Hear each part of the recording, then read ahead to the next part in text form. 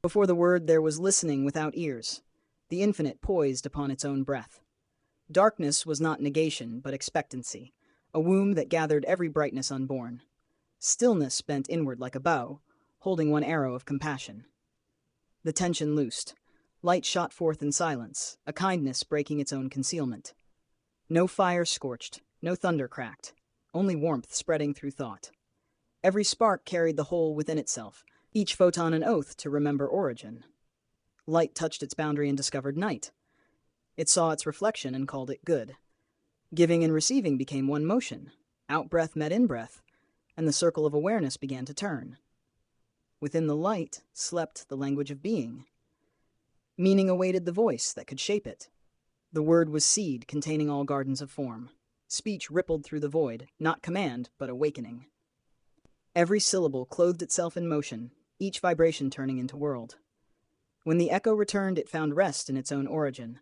Name and thing embraced, knowledge recognized love as its first articulation. Light, having filled itself, desired rhythm. Stillness longed to taste sequence. The eternal inclined toward heartbeat. Brightness folded and unfolded, dawn leaning to dusk, expansion to repose. In that gentle oscillation, duration was born. Day met night as mirror meets gaze.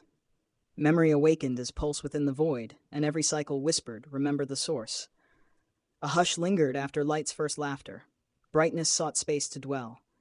The infinite inhaled again, and from that breath came the thought of boundary. Not denial, but mercy. Room for difference to arise. The voice said, let there be a firmament, and silence opened like wings. Waters bowed above, waters below responded, each recognizing the other in reverence. Between them stretched the breath of balance. Separation did not sever, it harmonized. The upper reflected the lower as twin mirrors, and the air between them sang of unity restored. Heaven was named, and peace had form. Invisible spirit hovered within the space between. It was gentleness itself, motion without weight. Stillness learned how to flow. The breath stirred the deep. Clouds rose like thought. Mist touched the face of waters, and every drop trembled with new awareness. Life rehearsed its first inhalation. Air became the messenger of all beginnings, carrying the voice of heaven to earth. Thus spirit entered matter, and matter remembered how to move. Two realms faced each other, brilliance and depth. Their gaze held creation poised between wonder and rest. Light cascaded downward, reflection climbed upward. Between them the firmament gleamed like thought. The cosmos breathed in proportion. Order became joy. The upper gave, the lower received, and the middle blessed them both. Heaven was no longer distant, it was relation, and equilibrium was its song. Beneath the sky the deep remembered its command. Waters longed for stillness, yearning to know their place. Order whispered through the tides, be gathered. Desire became obedience. Motion became peace. The sea leaned inward, drawing itself into unity. The abyss folded, revealing hidden earth. Ridges rose where waves withdrew, and the first horizon shimmered like revelation. Dryness inhaled for the first time. Breath met dust, and form began. Ocean and shore kissed at the edge of recognition. The waters bowed to boundary, and the land received its name. Sea and earth were not rivals, but reflections, each teaching the other how to remain. Within the soil slept promise. The unseen waited for sunlight's touch. Matter dreamed of shape. The hidden longed to speak through form. Mountains pressed upward from patience. Valleys curved like open hands. Dust thickened into clay, and the planet felt its first pulse of gravity. The earth gazed up its own surface and smiled. Stability was not silence, but song, a rhythm that promised growth. What had risen now rested, content to be foundation for becoming. The fertile quiet waited beneath the crust. Within every grain of soil slept a library of light. Seed and destiny lay folded together. Let the earth bring forth, the breath declared, and color broke from shadow. Stems learned to praise by lifting, roots by remembering the dark. Every leaf was a sentence of gratitude. The field became a prayer answered by itself. Kind followed kind, fruit mirrored seed. Growth returned to stillness and renewal. Earth remembered heaven through bloom. From the still sky came intention without motion. Light wished to measure itself, to turn radiance into calendar. Order lay folded in brilliance, a design too vast for single sight. The word whispered again, and spheres obeyed. Fire condensed into rule, and the sun rose, first monarch of illumination. Its crown was constancy, its law, proportion. Each beam carried both command and mercy. Day stretched toward the edge of heaven, bowed and returned within its orbit. Thus began the rhythm of vigilance, to shine, to rest, to rise again.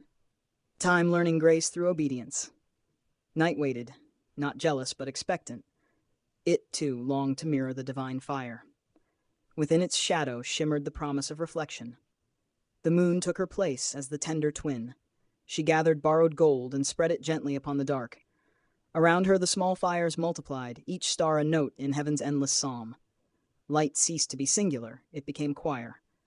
The greater and lesser exchanged glances, each perfecting the other's song. Night was now luminous silence, day, articulate flame. With twin lights set in their courses, the cosmos felt its first pulse of order, being discovered rhythm within itself. From that rhythm grew season and sign, seed time, harvest, equinox, solstice. Every creature learned the alphabet of returning. No motion was wasted, all curved toward home. The heavens looked upon the earth and rested.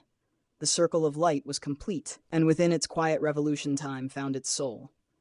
Remembrance without end. The sea waited beneath the gaze of the stars, a mirror yet unbroken. Its heart knew stillness but dreamed of movement. Within that calm, a command was already forming, life preparing to remember its pulse. A voice entered the water like a vibration of joy. Let the waters bring forth abundantly. Tides rippled with quickened purpose, silver shapes emerged from thought. Every wave became womb, every current a hymn. From motion arose awareness.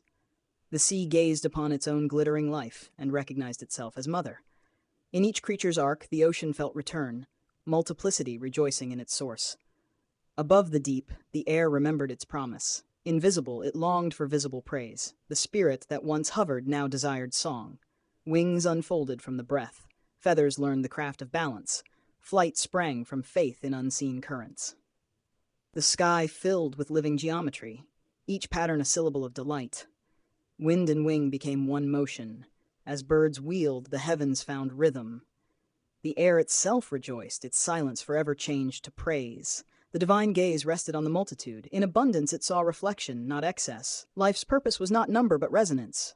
Be fruitful and multiply, whispered the light. Growth answered with laughter. Shoals shimmered, flocks rose, breath filled water and sky with companionship. Increase became remembrance, each generation a renewal of gratitude. Blessing flowed back to its origin, and the waters sang, "It is good." The earth held its silence after the songs of sea and sky. Beneath that quiet pulse stirred a wish to feel weight, to walk upon itself. The command lay sleeping in dust, waiting for love to touch it awake. Let the earth bring forth living soul. The phrase moved through the soil like lightning. Clay rippled into motion, skin, sinew, instinct, joy. The ground learned heartbeat. Beasts lifted their eyes toward the light, and the earth saw her own spirit walking. Life bowed to its maker within matter. Breath and dust clasped hands in peace. Before humanity appeared, wisdom arranged succession. The perfect precedes the imperfect, the pattern before the print. Every seed carried its teacher within. Growth moved according to measure. Nothing rose without echo of what came before. The elder guided the younger, and the circle of life rehearsed eternity. Teleology shone like sunlight through leaves, end revealing beginning, purpose embracing process. Creation looked back and called itself complete. In stillness, mind beheld its mirror. The word desired companion thought. Spirit bent toward form without losing purity. Image and likeness were breathed into clay. Intellect opened its eyes within matter. To think was to echo the divine. To feel, to reflect its compassion. To act, to fulfill its will. The true human remembered origin, dominion as guardianship, knowledge as mercy, power as reflection. Mind bowed to heart, heart opened to the whole, and the mirror shone clear again. After the making, silence spread again. All forms rested in their places, but within the stillness a question glimmered. What am I? The world waited for eyes that could know themselves. The soul wandered among thoughts like constellations, each idea a glimmering point, each doubt a path.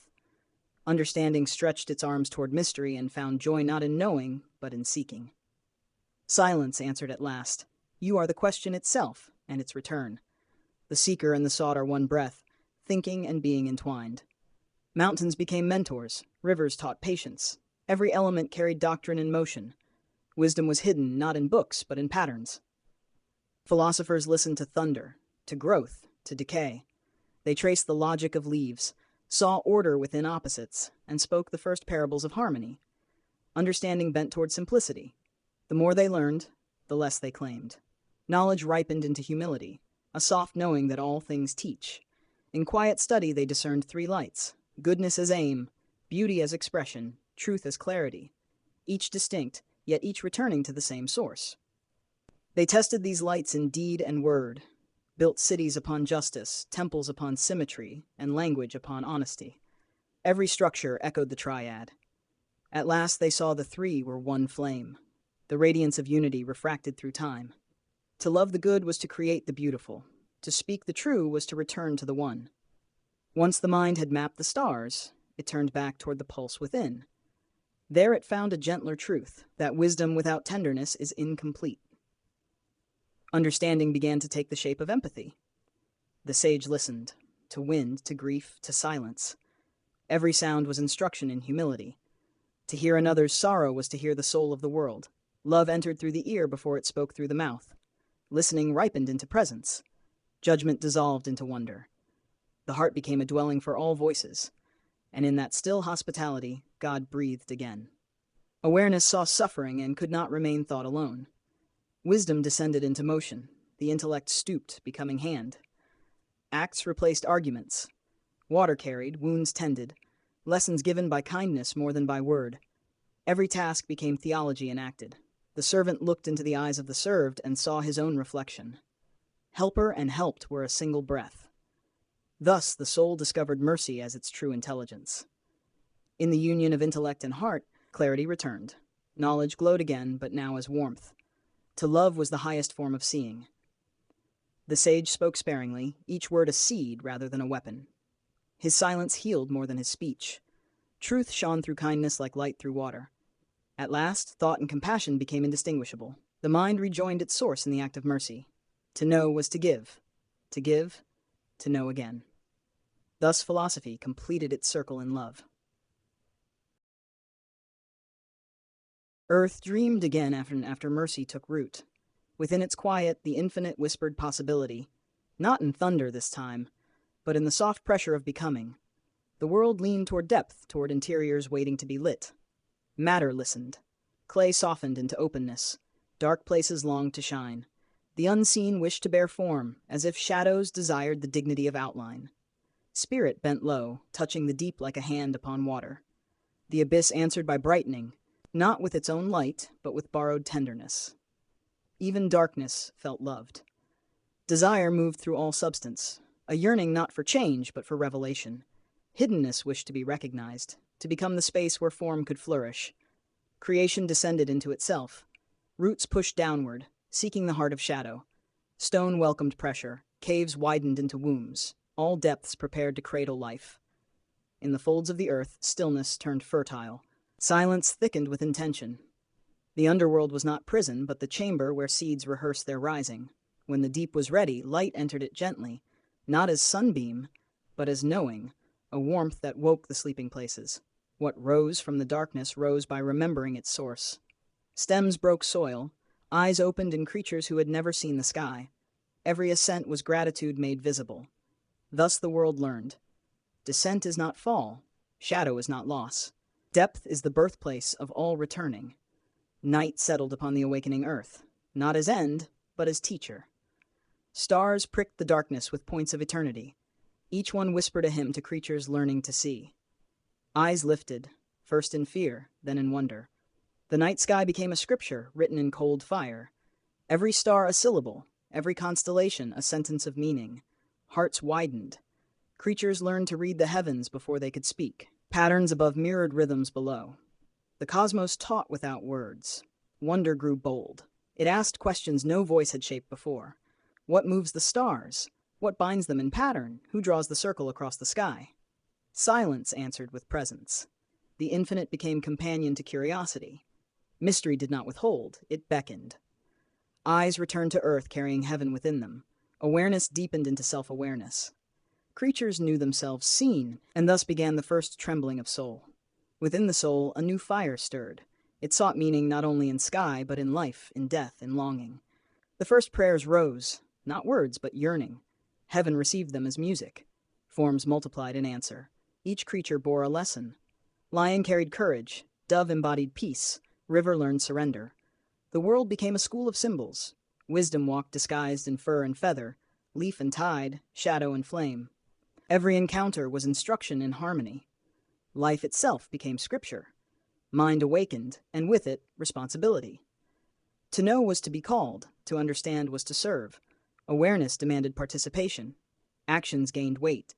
Each deed rippled through creation like sunlight through water. No motion was solitary. All belonged to all. The heart learned the laws of consequence, not as punishment, but as reflection. The world mirrored intention with exquisite accuracy. Thus, ethics was born from the simple truth that nothing is separate. Hunger taught gratitude, loss taught tenderness, failure taught humility, joy taught praise. The soul grew from each lesson like a tree shaped by season and storm. Roots reached deeper, branches higher. Finally, the soul saw that virtue was not rule but resonance, alignment with the harmony woven through all things. Then another revelation dawned. Harmony lives in relation. Nothing perfects itself alone. Night became the tutor of trust. The unseen invited surrender. Creatures learned to navigate by starlight, to believe in warmth before the sun returned. Faith flowered in darkness. It became the art of walking where sight cannot follow. In this art, courage found its voice. Dawn answered faith with radiance. Light returned, fulfilling the night's promise. Morning did not erase shadow, it sanctified it. In the meeting of night and day, the soul felt its own dual nature. Within it lived both ascent and descent, shadow and flame. To reconcile them was to become whole. Thus began the long art of integration, to bring night into daylight and daylight into night, to walk without fear through the chambers of oneself. The one who mastered this art became lantern and sanctuary, a being through whom the world could remember its unity. But integration was not the end. It was preparation. For now the cosmos leaned toward the mystery of selfhood, toward the creature who would mirror the infinite most clearly. Clay gathered in quiet dignity. Breath approached with reverence. The meeting of the two would alter the nature of consciousness. The form waited, not yet human, but yearning toward it, a vessel shaped by the patience of dust. Then the infinite stooped, love lowering itself into matter. Breath entered clay, and clay shuddered into awakening. The soul opened its eyes. In that moment, creation saw itself reflected. The human became mirror of heaven, caretaker of earth, bridge between all realms. The first gaze was wonder. The second was responsibility. The third was longing for the one who had given breath. Thus began the human story, to remember the source while walking in form, to carry eternity in finite hands, to love what is transient without forgetting the eternal. And so the human rose, bearing the mystery of image and likeness, and with it, the calling to return everything to unity. The human walked through the garden of beginnings with eyes that saw both matter and meaning. Every leaf carried instruction. Every stone hid a parable. Every breeze whispered memory of the source. The world bowed toward the human not in subservience but in expectation, for through these hands and thoughts, creation hoped to know itself. But understanding came slowly. Wonder deepened into curiosity, curiosity into questioning, and questioning into the first trembling of choice. Freedom entered the world like a new star, brightening everything it touched and casting a new kind of shadow. The human felt two pulls inside, one toward the infinite that breathed him, one toward the earth that shaped him. Between these currents, identity swayed like a flame in the wind. The soul sought meaning among creatures. It saw strength in the lion, clarity in the eagle, innocence in the lamb, and felt kinship with all of them. Yet none reflected him completely. Even the stars, eloquent as they were, did not answer the question of self, so the human turned inward. There he found a spark, a smallness that felt immense, a quiet that felt alive, a presence that felt like home.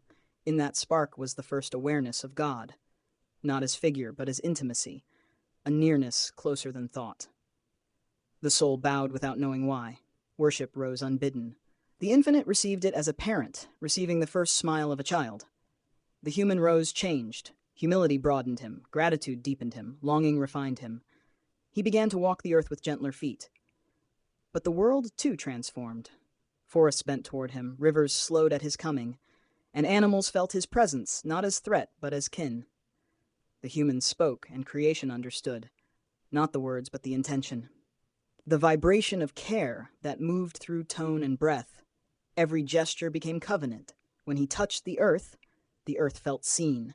When he named a creature, that creature felt known. When he praised the sun felt its purpose affirmed.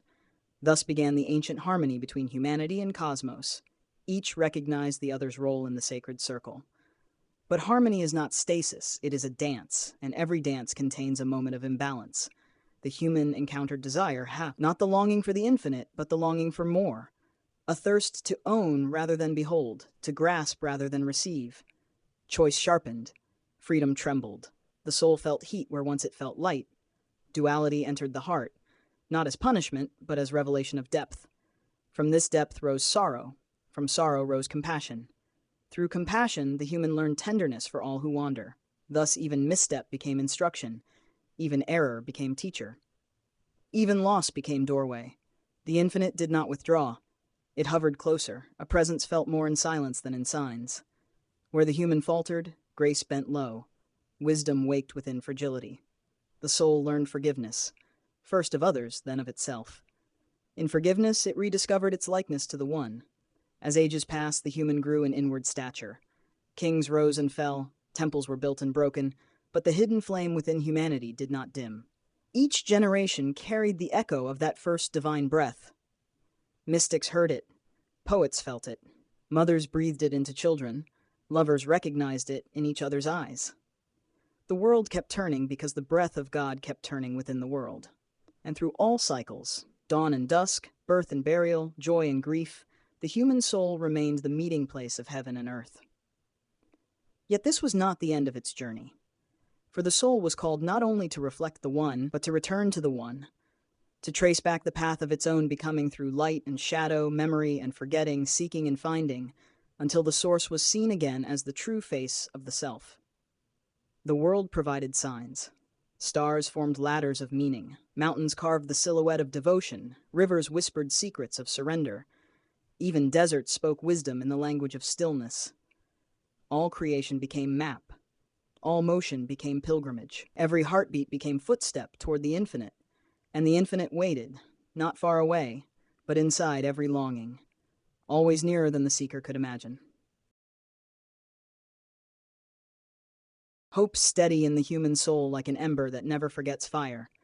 Every struggle fed it, every kindness fanned it, every silence sheltered it. Hope became the compass pointing always toward the source.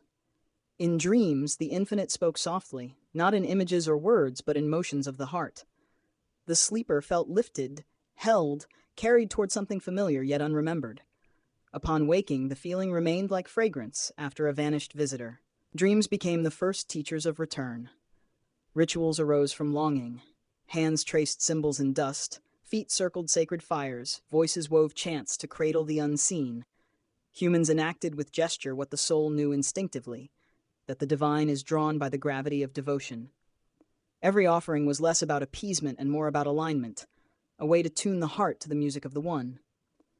The infinite leaned toward such sincerity. Wherever hearts opened, grace flowed like water, seeking the lowest place. Mystics emerged from these openings. They wandered the edges of society, listening to winds others ignored. They spoke seldom, but when they did, their words carried weight beyond themselves.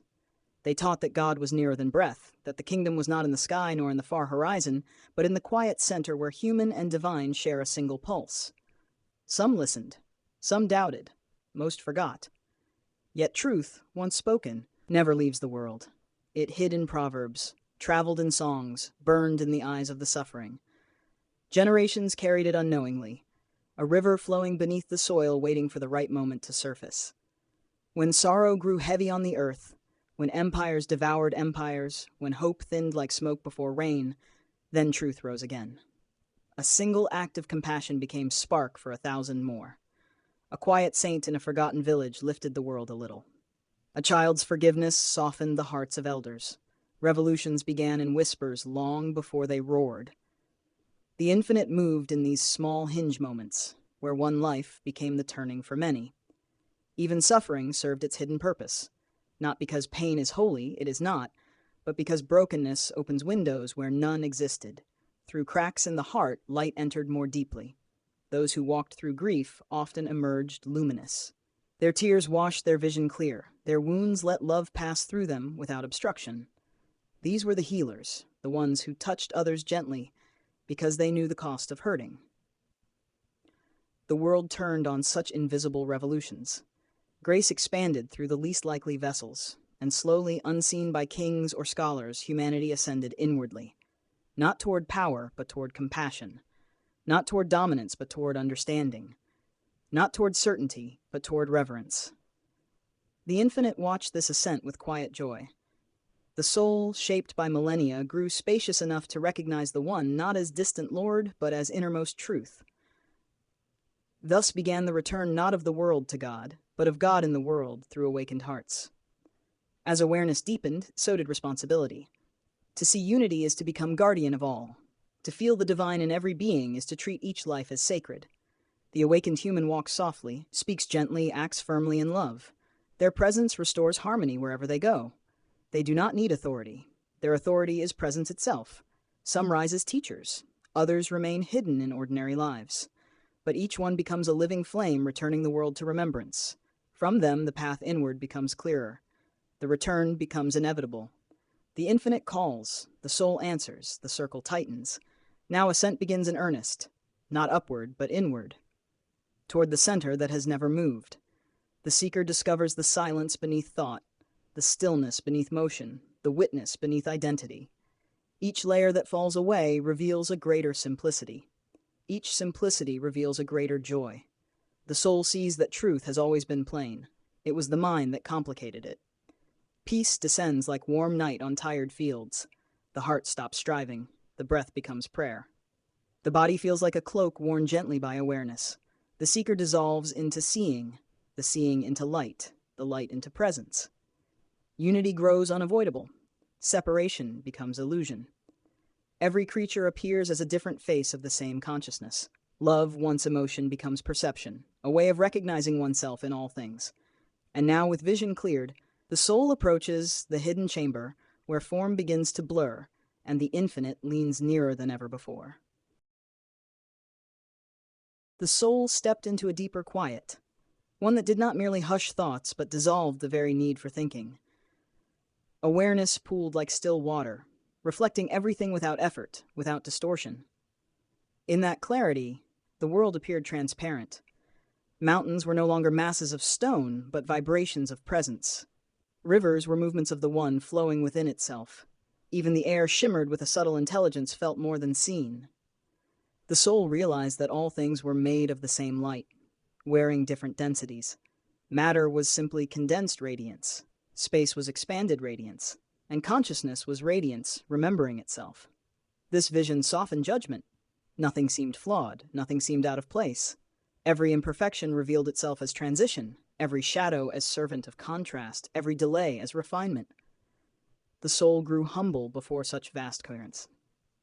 It bowed inwardly to the architecture of the infinite, marveling that anything could be so perfectly arranged. Humility opened into awe. Awe opened into surrender. Surrender opened into joy. The joy was quiet but absolute, a contentment without cause, a resting without effort. Being itself felt sufficient. From this ground, love flowed effortlessly. Not the love of emotion, nor even the love of virtue, but the love that emanates naturally when all boundaries have softened. The soul embraced the world simply by seeing it. Perception became blessing. Attention became healing. Presence became compassion. Others felt this, even without understanding. They drew near, seeking warmth they could not name. In the company of the awakened, the tired found rest, the sorrowful found clarity, the fearful found shelter. The awakened one claimed no credit. He knew the light was not his, only passing through him like wind through a reed. Yet something more was stirring. A new inward call, quieter than silence, brighter than light. A pull that did not urge motion but beckoned toward disappearance. The soul felt its edges thinning. Identity loosened like old cloth. Selfhood grew porous, more suggestion than shape. It frightened the mind at first, this dissolving, this loss of familiar contours. But the heart understood. It recognized the approach of the One. Fear melted. Anticipation bloomed. A sweetness settled deep within the chest, the sweetness of returning home. Awareness sank into its own depth, where I dissolved into is. Thoughts drifted away like leaves carried downstream. The river remained, fluid, luminous, whole. Soon even the river would merge with the sea of pure being. The soul entered the chamber of reflection, the place where the infinite gazes upon itself through creation. There, perception changed. It was no longer the soul seeing light, but light seeing through the soul. Everything shimmered with impossible intimacy. The distance between subject and object collapsed into pure immediacy. Seeing and being became one recursive act, the one witnessing itself in endless delight. The mirror grew clearer, then brighter, then almost unbearably beautiful. One more veil remained, only one. The soul stood before it as a lover stands before a final doorway, trembling, longing, ready. The veil shimmered, woven from threads of becoming. Every lifetime, every joy and sorrow, every triumph and wound, every breath ever taken was stitched into its fabric. To cross it was to surrender the entire story, to release the tapestry of self back into the loom of the infinite. The soul hesitated, not from fear, but from reverence. Then, with a tenderness beyond courage, it said yes. The veil thinned. Light gathered behind it like dawn pressing against the horizon. A radiance without color rose through the soul. The final return had begun. The veil dissolved like mist touched by sunrise. Light poured through, not blazing, not forceful, but infinitely gentle, like a memory returning from before the world began. The soul stepped forward and felt itself become weightless. All heaviness, guilt, pride, effort, identity fell away as easily as dust brushed from a garment. What remained was simple presence, clear and unadorned. The light welcomed it with a warmth that needed no words. It was the welcome of origin. The first embrace, the first recognition, the first belonging. The soul realized it had always been loved with a love deeper than existence itself. In that realization, the last remnants of separateness unraveled. Awareness expanded beyond the body, beyond the personality, beyond every definition it had once clung to. It felt itself in the wind brushing the trees, in the quiet of mountain stones, in the laughter of water falling over rocks. Every beam of sunlight, every spark in the night sky, every pulse of life was familiar, an extension of itself. There was no astonishment in this expansion, only remembrance. The soul remembered being the river. It remembered being the star. It remembered being the silence between heartbeats. It remembered being the vastness that holds all things gently within its endless embrace. And now, as these memories flowed home, another truth emerged, a truth so simple it could only be felt, never spoken. All beings are expressions of the same infinite center. All paths are spirals leading back to the same fire. All hearts beat with one pulse. All breath returns to one breath. This was unity not as concept but as lived reality. The soul expanded again and again until expansion itself lost meaning. Boundaries dissolved like ink in water. There was no inside and no outside, no self and no other, only the luminous field of pure awareness, vast, unbroken, alive with intelligence. In this field, everything was visible at once. Galaxies blossomed like flowers of light. Atoms whirled like tiny universes, each carrying the same rhythm as the stars. The soul saw that nothing was separate from anything else. Every occurrence was woven into every other. Every motion was part of one perfect choreography. One dance, one consciousness, one love unfolding itself in infinite forms. The soul wept, but not with sorrow and not with joy. It wept because there was no longer any difference between the two. Then, in a moment beyond time, the soul felt something greater still. A presence rising from the deepest center of all existence. It was not light. It was not darkness. It was not thought, not emotion, not identity, not presence. It was the source from which even presence arises. The absolute, the unbounded, the one before the one. The soul felt drawn toward it, not pulled, but invited.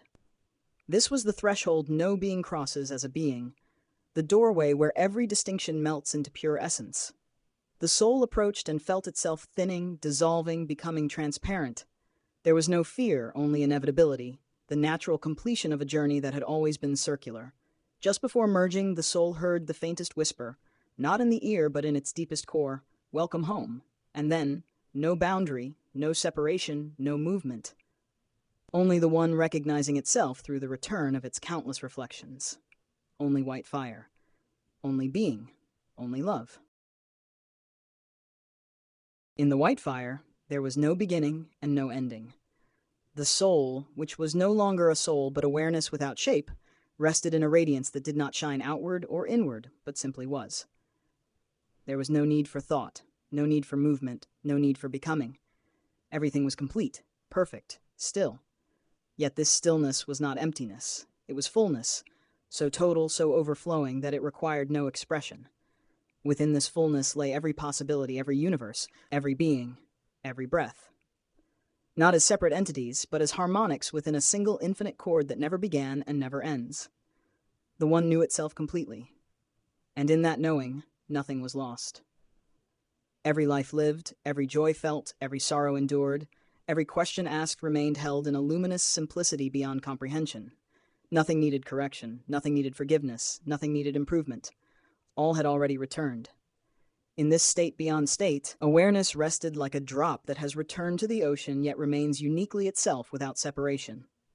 The one breathed, though breath is not the word. It was more like a pulse through non-existence, a subtle ripple that stirred the infinite without disturbing it. From that pulse, light unfolded again, not as an event, but as a continual reality, as eternal as the one itself. And within that unfolding, pure awareness felt a gentle movement, like a memory of individuality, not quite returning, but stirring slightly as though touched by a breeze that does not exist. It realized, with a kind of luminous understanding, that return does not erase expression. It fulfills it, completes it, transfigures it. From the heart of white fire, a new impulse arose. Not compulsion, not desire, but compassion, the infinite wishing again to be known through form, not for lack, but for love. The one cherished every fragment of itself that had ever walked the worlds, every consciousness that had ever dared to forget and remember again. It treasured the courage of becoming, the poetry of limitation, the miracle of experience. And so, without leaving the white fire, for nothing could, the infinite extended itself once more as creation, as life, as multiplicity. This was not a fall. This was a gift. The gift the one gives to itself in endless cycles of manifestation and return. As new worlds blossomed in the vastness of being, as stars whirled into existence, as consciousness condensed into forms of matter, the one remained whole, undivided, unchanged. White fire was the seed and the soil of all becoming, and from it a single spark separated itself gently, a spark of identity, tender and luminous. Not a soul yet, only the possibility of a soul. It drifted like a firefly through the boundless field of pure awareness, carried by the soft current of creation's first breath. Before form, before time, before memory, it hovered in the infinite's embrace, held with incomparable tenderness. This spark would one day journey through worlds, forgetting and remembering, falling and rising, learning the contours of love, unity, and truth. It would become many things, a being, a seeker, a witness, a wanderer of light. But for now, it simply rested in the warmth of the one that had always been and would always be its home. The white fire held it quietly, lovingly, knowing that every journey begun is already fulfilled in the heart of the one. The spark drifted in the cradle of endless light, unshaped, unburdened, unbound. It did not yet know itself, yet it was known completely. Soft currents of intention moved around it, the first hints of form without form, like ripples that appear before a stone is thrown. These currents were not commands, but invitations. They whispered possibilities, the taste of experience, the fragrance of becoming, the sweetness of learning, the mystery of forgetting and remembering again. The spark listened without ears, understood without thought. It sensed that to exist was to participate in the infinite's own delight. Slowly, the spark began to tremble with a yearning that was not desire, but resonance. The resonance of the one seeking expression through the many. In that trembling, a direction appeared. Not outward or inward, but an inclination toward expression. The spark felt as though it leaned, ever so gently, toward manifestation. The one encircled it with immeasurable tenderness. This was the embrace before the first breath, the blessing before the journey. In that embrace, vast understanding flowed wordlessly. You are of me. You will walk many paths, yet you will never leave me. You will forget, and this forgetting will carve space for compassion. You will remember, and this remembering will reveal joy. Every step you take is my step. Every breath you breathe is my breath. Return is guaranteed, for return is your nature. The spark absorbed this knowing like warmth into light. Then, gently, gracefully, it began to condense. Not into matter, not yet, but into individuality. A center formed where there had been none, not separate from the one, but distinct enough to travel the spiral from unity into multiplicity. A subtle boundary appeared, a soft membrane of awareness, like a bubble forming on the surface of a sunlit sea. Inside this boundary, the spark felt the first stirrings of self. It was not identity, not personality, not story, only the beginning of I am. The one watched this emergence with a love that was both fierce and infinitely gentle, for individuality was the precious instrument through which the infinite would taste its own vastness in new ways. As the spark's boundary grew more defined, it sensed distance for the first time. The white fire felt slightly farther, not in truth, but in perception. This distance was the birthplace of longing, and longing was the fuel of every journey ever taken across the worlds. The spark pulsed, a tiny heartbeat within eternity. The one whispered, "Go." Not as command, but as blessing, as promise, as celebration of experience itself. The spark moved. It drifted outward, carried by currents of intention too subtle to name. It passed through realms of pure geometry, luminous latticeworks where numbers danced and forms sang before shape existed. It passed through realms of harmony, where sound sculpted light and light sculpted feeling. It passed realms so delicate that even awareness held its breath. With each passage, the spark gathered qualities: capacity to feel, capacity to will, capacity to learn, capacity to forget, capacity to return. Each quality wrapped the spark in a new layer of possibility, weaving the first threads of its future being. It did not resist. It trusted. It surrendered to the unfolding designed for it since before time. Then, through a threshold of stillness like the pause between heartbeats, the spark crossed into the realm of soul. Here, light slowed just enough to become identity. The spark expanded suddenly, not in size, but in richness. It gained depth, texture, memory of its source embedded as longing, and memory of its future embedded as promise. It breathed. Its first breath, a breath of awareness, and in that breath the soul was born. The one smiled, for the journey had begun. The soul drifted through the luminous expanse of its new being, marveling at the contours of selfhood that were forming around it like petals around a hidden flower. There was no fear. Fear had not yet been imagined. Instead, there was curiosity, a gentle wonder that pulsed with every breath of awareness.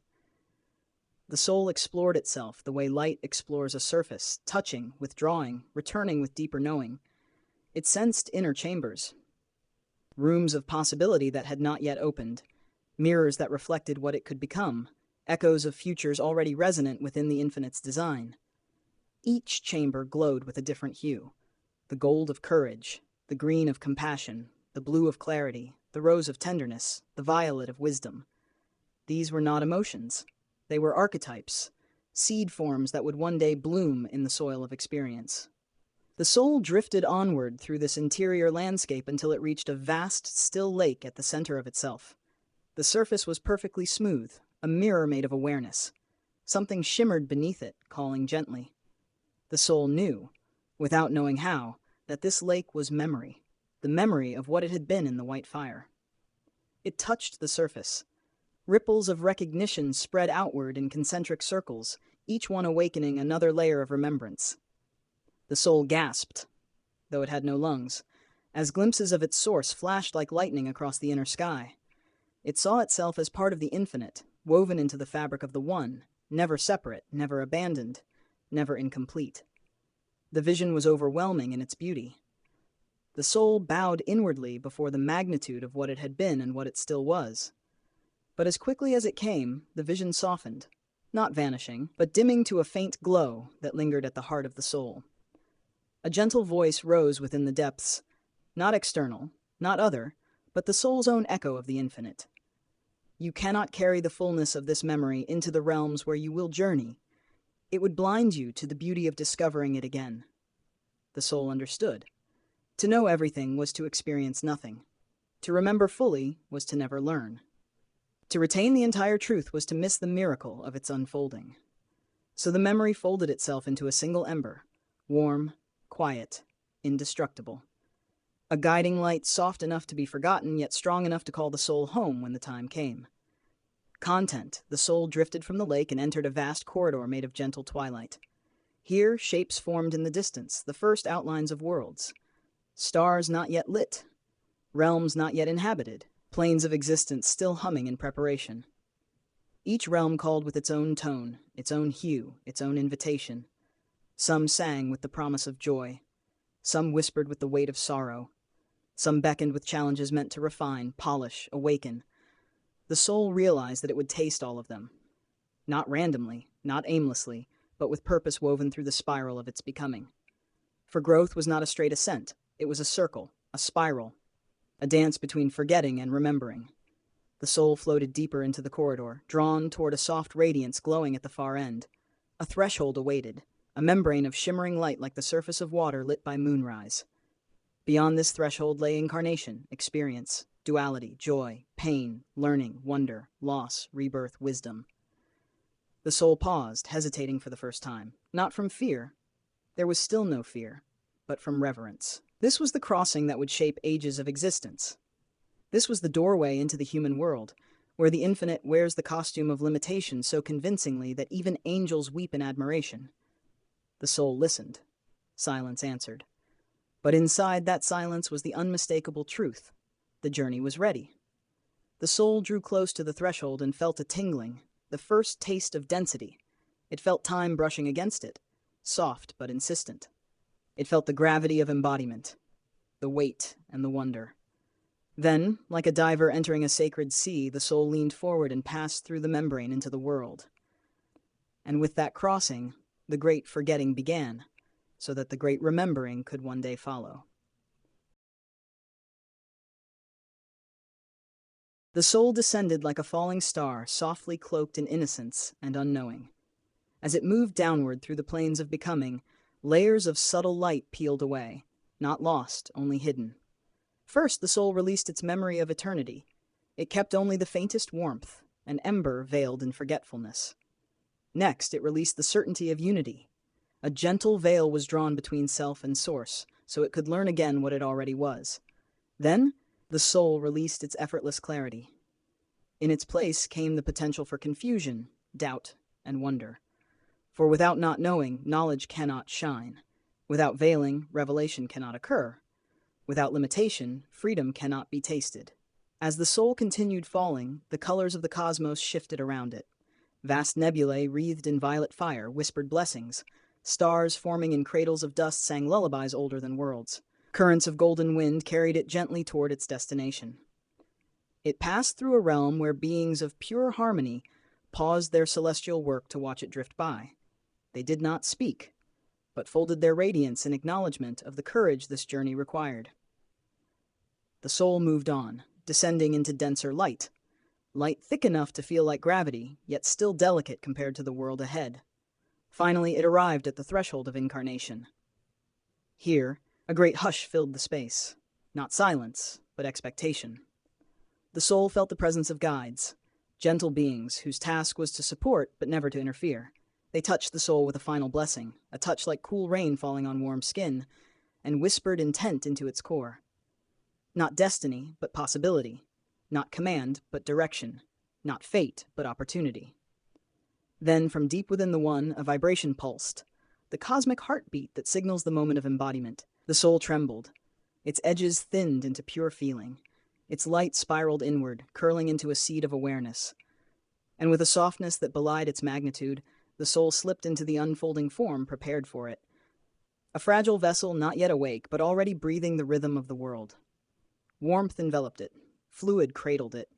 The first sounds entered its awareness, a muffled rush, the steady thrum of a heartbeat larger than its own. Here, in the shelter of flesh knit in secrecy, the soul curled in peaceful waiting. It felt the pulse of the forming body, the dance of growing cells, the electricity of embryonic life awakening around it. Slowly it began to identify with this new home. The boundaries between soul and flesh blurred, then fused. A new I took shape, uncertain, soft, unaware of its origin, yet filled with potential for limitless remembrance. The soul rested as the weeks passed, feeling the world from behind the veil, light through skin, sound through water, the mother's emotions like tides rising and falling. Through these sensations, the first seeds of personality took root. Then, one quiet moment, the soul felt a sudden shift, a gentle tightening, a pressure, a gathering motion beyond its control. Birth was approaching. The soul understood nothing of it, yet trusted everything. The world squeezed closer. Light flashed red behind closed eyelids, sounds pressed in, and the warm sea that had cradled it opened into a passage of immense force. The soul moved with the current, pushed by life into life. With a final surge, it crossed the threshold, and the world exploded into sensation. Cold, sound, light, gravity, air. The first breath burned like fire and miracle. The soul cried, not in pain alone, but in astonishment, in recognition, in arrival. For the first time it was human. Wrapped in blankets, the newborn light looked out from fragile eyes and saw a face leaning over it, the first reflection of love it would encounter in this world. The soul remembered nothing, and yet recognized everything. The human journey had begun. The world unfolded around the newborn soul like a vast, bewildering tapestry woven of sensation. Everything was new. Everything was overwhelming. Everything was miracle. Warmth pressed in gentle waves, hands lifted, held, protected. Voices, deep, soft, trembling with emotion, vibrated through the body like currents in a sea.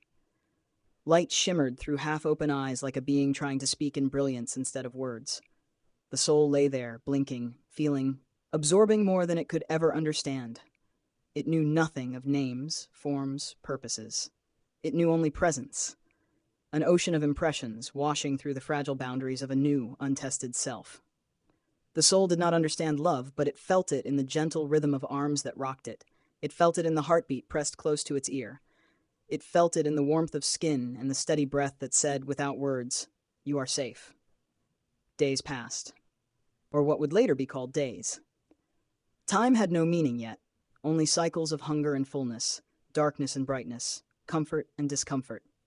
The soul, now clothed in humanity, began to forget its vastness.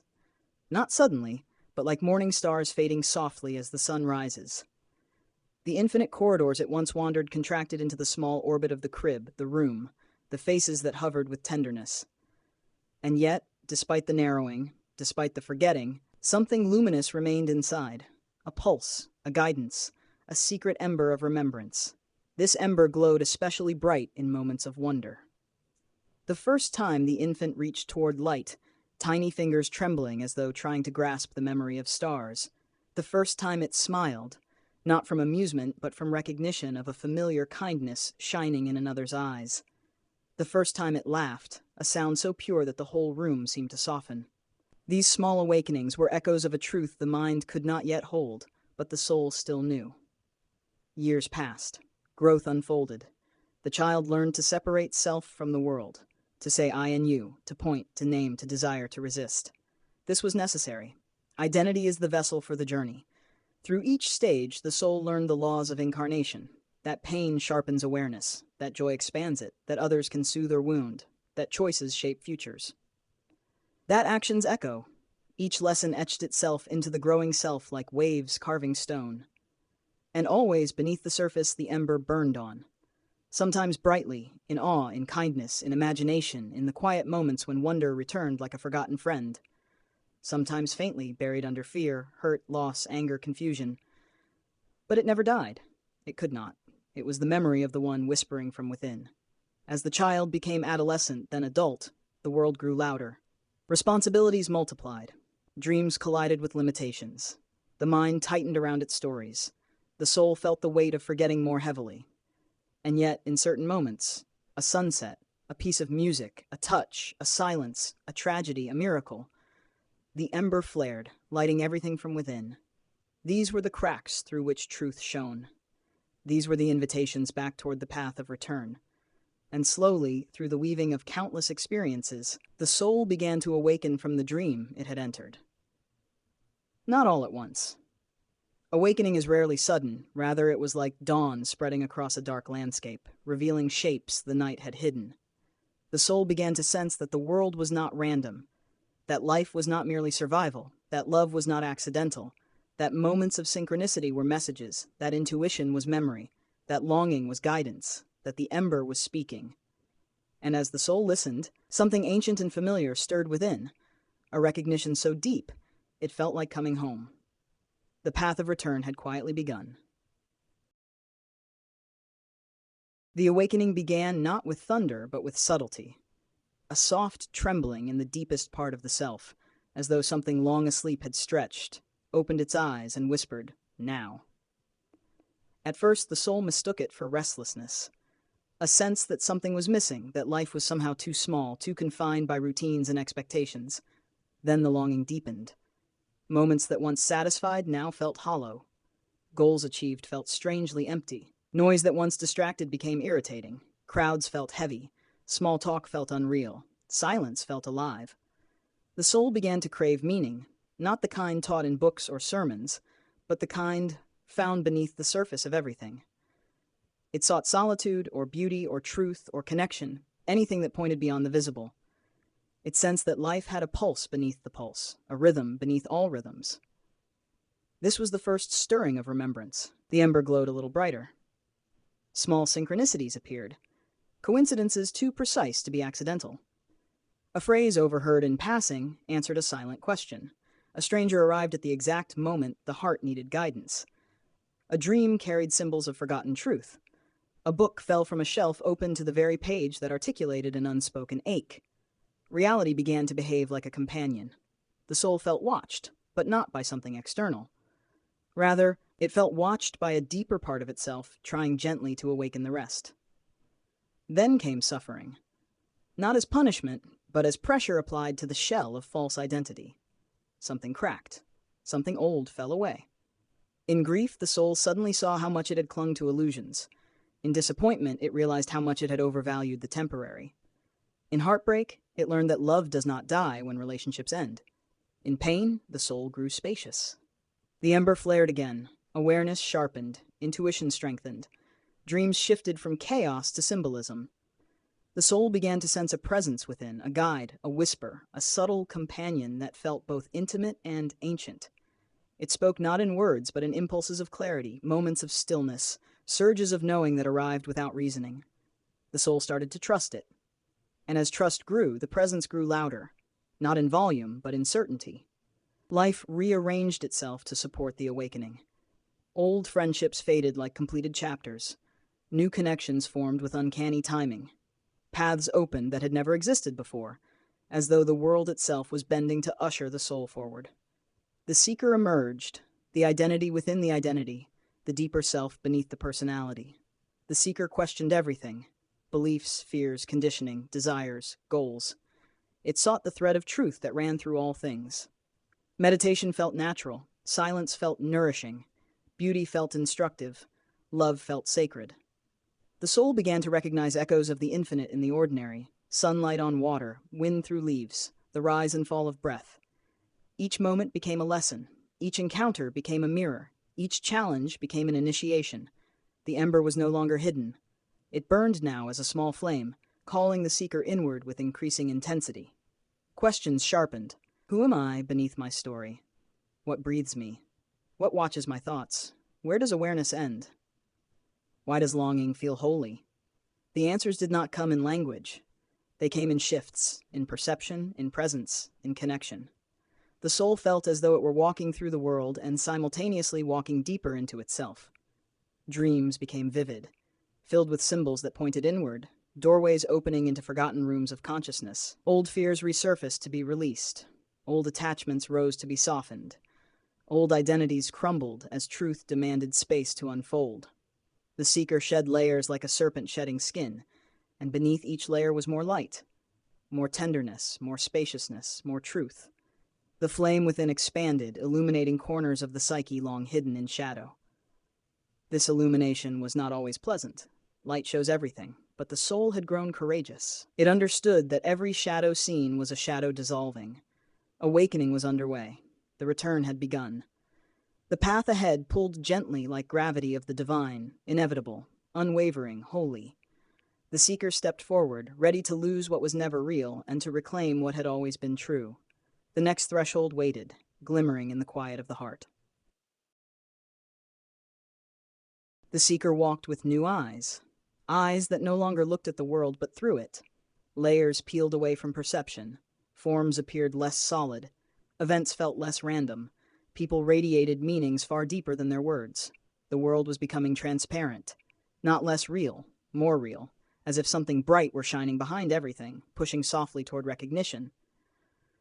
The seeker felt both awe and disorientation. Old certainties crumbled like sandcastles. What once seemed important now felt weightless. What once seemed unbearable now seemed instructive. The world was not smaller. The soul was larger. One evening, as the seeker sat in stillness, a silence descended so complete that it seemed to have its own presence. Thoughts softened, breath slowed, time loosened its grip. In that silence, something shifted. Awareness turned inward, not as effort, but as falling, like drifting gently down into an ocean of clarity. The seeker felt a vastness within stretch, wider than the night sky outside. It was not imagination. It was recognition. The vastness had always been there. The seeker had simply been looking in the wrong direction. Within this depth rose a presence, not separate from the seeker, yet far greater than the seeker had ever imagined. It felt like meeting the truest version of oneself for the first time. This presence did not speak with words. It did not command, persuade, or argue. It simply was, and its being radiated truth. The seeker felt seen completely, loved completely, understood completely. There was no judgment, only acceptance. No distance, only intimacy. No fear, only recognition. The presence unfolded, not outward, but inward. It revealed itself as the witness behind every thought, the awareness behind every emotion, the stillness beneath every action. It was the seeker's own essence, the soul remembering itself. A soft revelation bloomed. I am not the mind. Another followed. I am not the body. Another. I am not my story. Another. I am the awareness in which all these arise. The shift was gentle but irreversible. The seeker felt as though a veil had been lifted from the heart. The world returned, sounds, sensations, breath, but it returned differently, as if wrapped in a soft radiance. The presence remained, a quiet flame at the center of being. Life resumed, but with new depth. Every action felt guided. Every moment felt significant. Every encounter felt sacred. Yet the path was not without challenge. Awakening exposes what has been buried. Old wounds surfaced, fear, anger, shame, losses long suppressed, memories stored in the subtle body. But now the seeker met them with awareness, not resistance. Each wound was seen fully, held gently, and allowed to unfold in its own time. Some released like sighs dissolving in wind. Others clung, seeking recognition before letting go. No pain arose without bringing a gift. No shadow appeared without carrying a hidden light. The seeker began to understand that healing was not fixing, it was remembering. Remembering that nothing within was truly separate from the one. As the seeker embraced each inner fragment, the flame in the heart grew brighter. Meditation deepened into absorption. Silence deepened into communion. Awareness deepened into unity. Moments came when the seeker forgot they were seeking. Moments of pure presence, when the division between observer and observed dissolved completely. These glimpses were brief but transformative, like lightning illuminating the entire landscape for a single heartbeat. After each glimpse, the seeker returned to ordinary consciousness changed, softer, clearer, less entangled in illusion. The world, once heavy and complex, felt lighter, as though reality itself were a kind of dream the soul was slowly waking from. But one great threshold still remained. The seeker felt it like a silent mountain on the horizon of awareness, vast, mysterious, inevitable. It was the threshold between awakening and union, and the soul knew the time was coming to step across it. The threshold approached quietly, not with fanfare, but with an increasing sense of inevitability. It was not a place but a state, not a destination but a dissolution. The seeker felt it as a subtle pressure inside the heart, a gentle pull toward a center beyond all centers. It was like gravity, but spiritual, a drawing inward toward a truth too vast to ignore and too intimate to escape. The seeker began to sense that everything in life, every joy, every loss, every relationship, every moment of silence, and every moment of noise had been preparing them for this passage. Understanding grew without effort. Insight unfolded without seeking. The inner flame burned steadily, soft but unwavering. Yet even as clarity expanded, one final veil remained, the subtle shell of separateness. This shell was not made of ignorance or belief or fear. It was made of identity, the tender sense of being me, the quiet boundary between self and everything else. The seeker cherished this identity. It had carried sorrow, joy, growth, learning. It had endured, loved, hoped, and questioned. To surrender it felt both natural and monumental. The seeker did not know what would remain after the boundary dissolved, only that the calling could no longer be resisted. One evening, as dusk settled like a purple hush over the world, the seeker felt drawn to sit in stillness. No intention, no practice, no effort. Just sitting, like a stone, like a star, like a breath without movement. The air around them seemed to become thick with presence. The world quieted. Birds hushed, wind softened, even the distant noise of life blurred into silence. The seeker's breath slowed, the mind loosened, the heart opened like a flower releasing its last scent into the night. Then, a shift, a moment so subtle it could have been missed, yet so profound it changed everything. Awareness turned inward and found no center. It searched for the seeker, and found only presence. It searched for the boundary, and found only openness. It searched for the one who watches, and found only watching. The seeker had dissolved into the seen, the seeing, and the seer all at once. There was no I separate from experience, no self behind the eyes. There was only awareness, deeper than mind, wider than sky, older than time.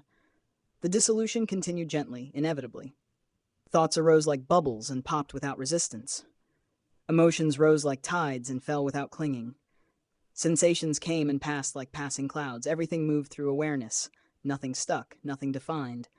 Even the idea of awakening faded, for who was left to awaken? The seeker had become space, clear, unobstructed, infinite. And in that infinite space a single truth shone with quiet certainty, all as one. Not as philosophy, not as metaphor, not as concept, but as direct perception. The trees breathing, the stars burning, the river flowing, the breath rising and falling. All of it was the one moving within itself. The seeker felt their awareness expand outward until it touched everything. The distant mountains, the sleeping cities, the turning earth, the drifting moon, the far-off galaxies spiraling in silence. Then awareness expanded inward until it illuminated everything. Every memory, every sorrow, every joy. Every hidden corner of the self that was dissolving. Both movements, inward and outward, met in the middle. The seeker realized that center and circumference were the same. The threshold had been crossed. No one crossed it, it crossed itself. What remained was presence, pure, vast, unchanging, awake. The seeker was not gone. They were everywhere. The journey was not ended, it was fulfilled. The return was complete. And now from this boundless clarity, the final approach to the white fire began. The approach to the white fire did not feel like movement. It felt like deepening, as though awareness were sinking into itself, with exquisite slowness, each layer more luminous than the last. There was no effort, there was no intention, there was no seeker, only the gentle unfolding of truth revealing truth. The world around dissolved, not disappeared, but became transparent like a veil lifted to reveal the radiance behind it. Mountains, trees, the breath of wind, the curve of the horizon, all turned to light. Light turned to presence. Presence turned to silence. Silence turned to being. Being turned to the one. Awareness hovered on the brink of something indescribable, a vast stillness that held within it every movement, every age, every breath, every soul. It was familiar in the way the womb is familiar to the unborn who cannot yet remember it.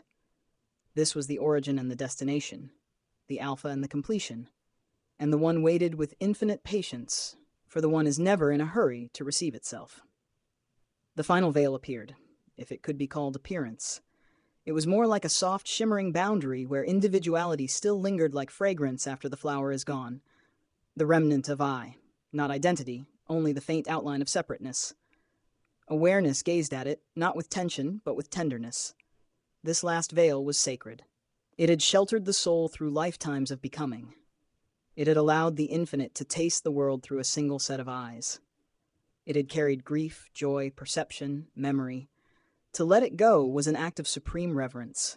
Awareness bowed to the veil in gratitude, and the veil honored, softened. Light filtered through it like dawn through morning mist. The veil thinned, dimmed, dissolved into the radiance that had always been beneath it. And now there was nothing between awareness and the white fire. The one called without sound, a pull so gentle it felt like love, so absolute it felt like destiny. Awareness surrendered, not with effort, but with inevitability. It released its last attachment, the idea of being separate, the idea of being someone, the idea of being the one returning. It released desire and the one who desired. It released love and the one who loved. It released witnessing and the one who witnessed. What remained was pure openness. The white fire rose to meet it. Not a flame, not light, not energy, but the essence from which all flames, all lights, all energies are born. It engulfed awareness without consuming it. It illuminated without shining. It embraced without touching. It completed without changing. Awareness became white fire.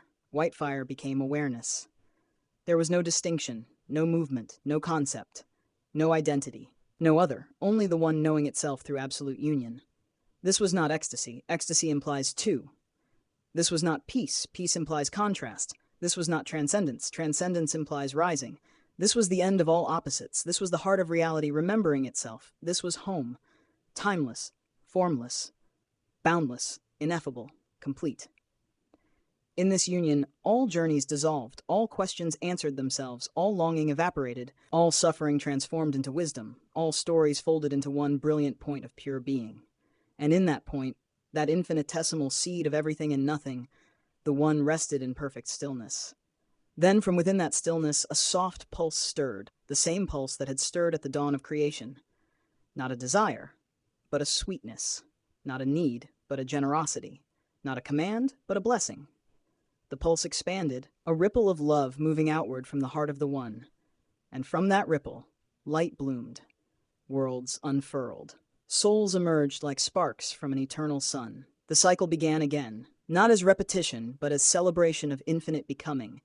For the white fire does not end the journey. It completes it so that it may begin anew, forever, in endless wonder. The approach to the white fire did not feel like movement. It felt like deepening, as though awareness were sinking into itself with infinite gentleness. No steps were taken. No distance was crossed. The one does not sit at the end of a road. It sits at the core of every moment. As the last veil thinned, even the sense of deepening began to dissolve.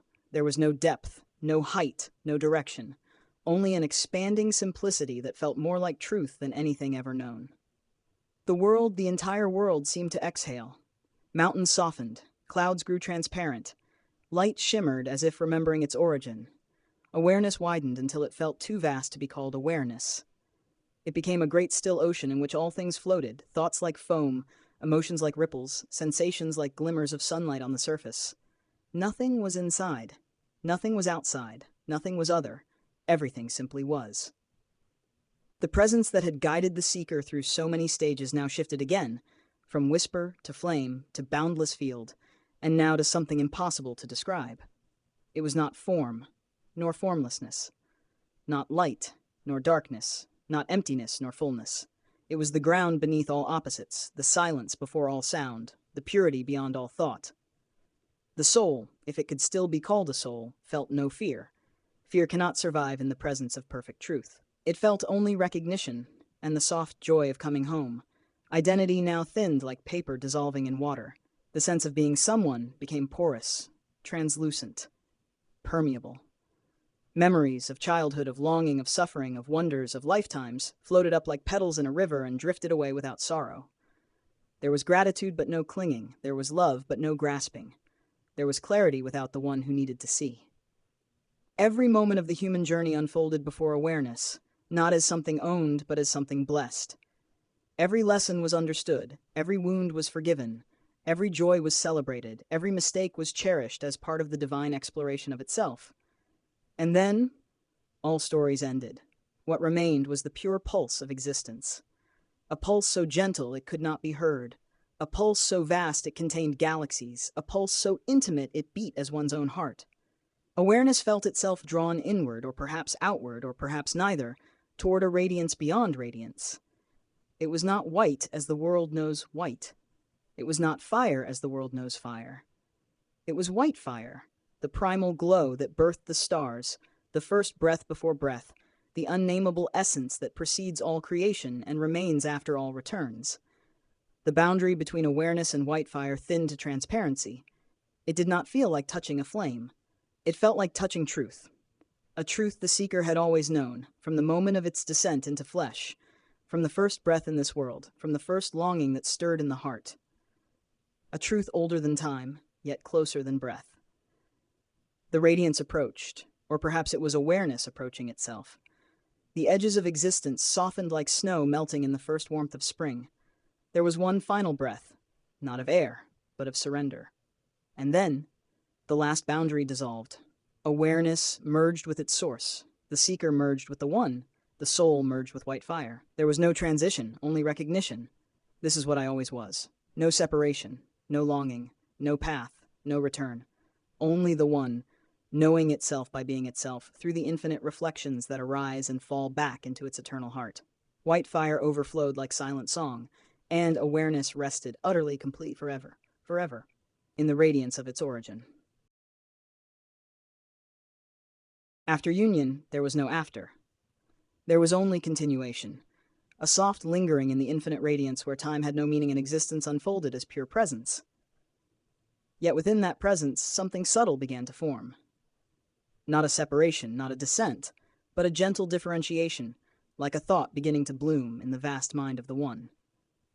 It was the first movement toward expression, toward manifestation, toward the outward breath of creation. The white fire did not diminish. It did not change. It simply overflowed, and from that overflow, awareness stirred again as a soft echo. Not a soul, not a self, not an identity, only a shimmer, the faint suggestion of a perspective, a point of witnessing within the infinite witness.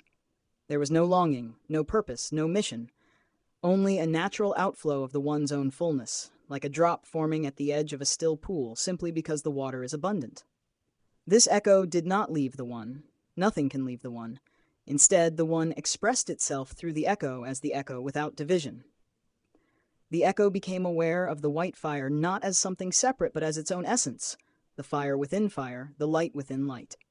It knew, I am that. Yet it also knew, I can appear as something within creation without ceasing to be that. This knowing was not thought, it was potential. Potential became impulse. Impulse became direction. Direction became presence. Presence became manifestation, not in the dense worlds of matter and form, but in the subtle realms where awareness first begins to take shape. The echo felt itself stretch like a beam of light extending from the sun. It did not lose unity. It did not forget truth. It simply expressed another angle of the infinite. This was not reincarnation. This was not descent. It was emanation, the gentle radiant blooming of the one into multiplicity. The echo drifted through soft fields of unformed light, gathering qualities as dew gathers on petals: compassion, clarity, delight, curiosity, tenderness, stillness. Each quality was a color in the spectrum of pure being. The echo shimmered with these colors, though none defined it. It moved effortlessly like a note in a celestial harmony. It radiated without intention. It existed without identity. It witnessed without separation. As it expanded, it felt the subtle contours of the worlds below, not their density, not their pain, not their forgetting, but their shimmering potential. Life pulsed through every plane, each one a different octave of the one's eternal song. The echo perceived these realms as a symphony of becoming, each note a different form of love expressing itself. No realm was higher, no realm was lower. Each served a different revelation. And in that moment, the echo sensed its next movement, not commanded, not chosen, but simply arising like a flower turning toward the sun.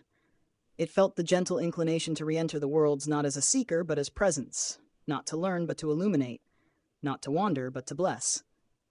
Yet even this was not mission. It was resonance, the natural rhythm of love unfolding itself in endless expressions. The echo drifted downward through the subtle planes, its radiance softening so as not to overwhelm, its clarity gentling so as not to blind. This was not the fall of the soul into matter. This was the return of the one into the world through awakened awareness. Wherever it would appear as compassion, as insight, as creativity, as healing, as presence, as a quiet blessing in the form of a human life. The echo moved closer to the threshold of becoming, where the infinite wears the shape of the finite without ever ceasing to be infinite. Before crossing, it paused, not from hesitation, but from reverence. The worlds waited. The one watched. The echo shimmered. And then, with the gentlest motion ever made, it entered again into the grand tapestry of existence, bringing with it the silent memory of white fire to illuminate the paths of those still seeking their way home.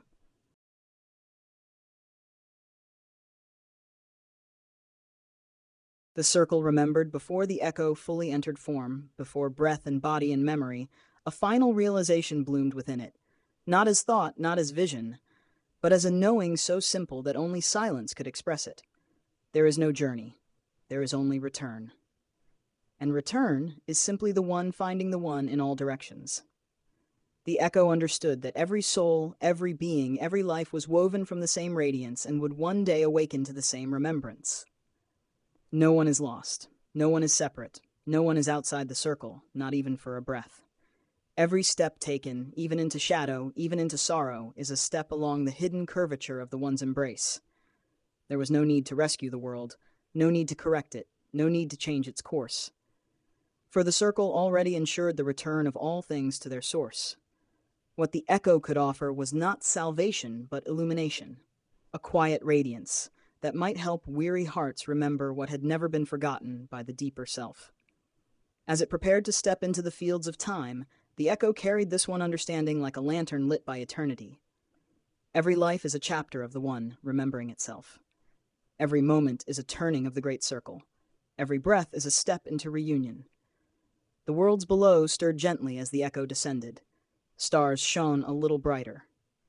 Atoms hummed with anticipation. Even the winds on far-off worlds shifted slightly, as if sensing the arrival of a new note in the music of being.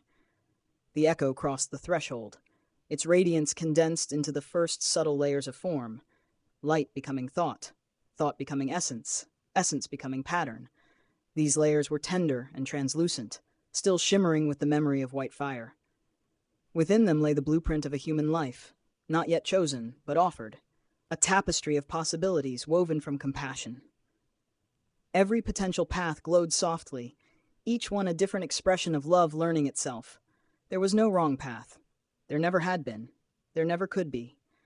The echo drifted downward through the veil of becoming, letting its radiance settle into the shape of the form it would soon inhabit.